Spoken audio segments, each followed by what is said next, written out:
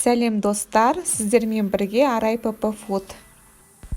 Бүгін сіздерге өте дәмді және калориясы аз сүзбелі бәліштің рецептісін ұсынамын. Дәмі орташа тәтті болып келеді. Ең алдымен ыдысқа бір жұмыртқаны жарып саламыз.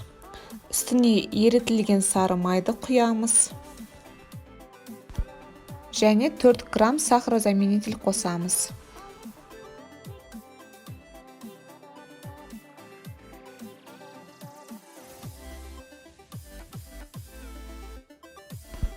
Үстіне қаймақты қосамыз. Және венчикпен жақсылап тұрып араластырамыз. Үстіне күріш ұны мен қопсытқышты саламыз. Басында венчикпен араластырамыз, содан кейін қолмен бәрін біріктіріп, қамырды бір-біріне қосып, қамырды илейміз. Бұл қамыр қолдарыңызға қатты жабысып тұрмау керек. Формамызға кішкене ғана сары майды алып, кисточкамен жан-жағын жағып шығамыз.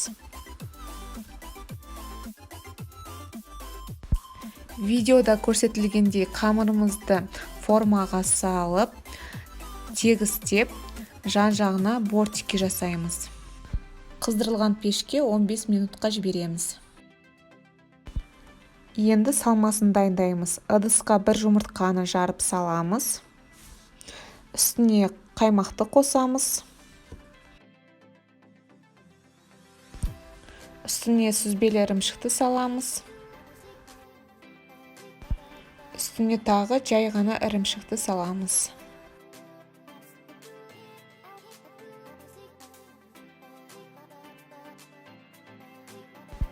Үстіне жүгері крахмалын және құрғақ сүтті саламыз. Қалауыңыз бойынша сахарозаменитель қосуға болады. Мен 4 грамм сахарозаменитель қостым.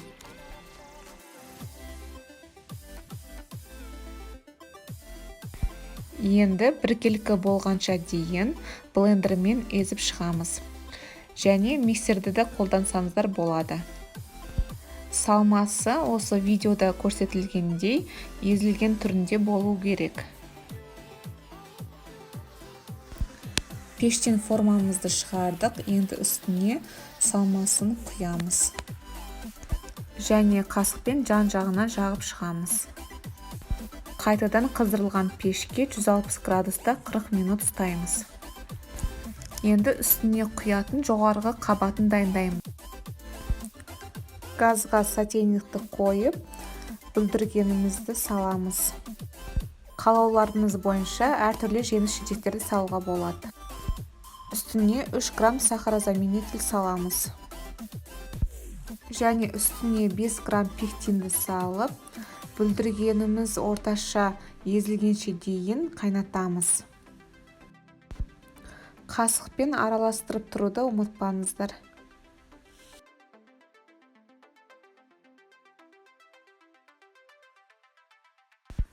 Желатинге су құйып, қасықпен араластырамыз.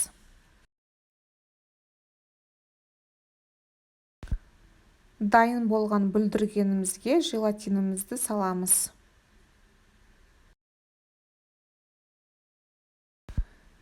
Және қасықпен жақсылап тұрып араластырамыз. Біздің сүзбелі бәлішті суытып алғаннан кейін үстіне бүлдірген салмасын құямыз. Және жан-жағына жағып шығамыз. Үстін қасықпен тегістеп шығамыз. Біздің сүзбелі бәлішті тоңазытқышта 3-4 сағат ұстаймыз. Біздің ПП сүзбелі бәлішіміз дайын. Бүлдіргеннің қышқылы өте бір ерекше дәм береді. Маған сүзбелі бәліштің дәмі өте қатты ұнады, себебі дәмі орташа тәтті болып келеді. Міндетті түрде жасап көрдіңіздер. Егер сіздер видеоны соңына дейін қарасаңыздар, лайк қойып және комментарий жазуды ұмытпаңыздар. Әрі менің каналыма тіркеліп қойыңыздар, себебі алдағы уақытта көптеген pp рецепттер болады.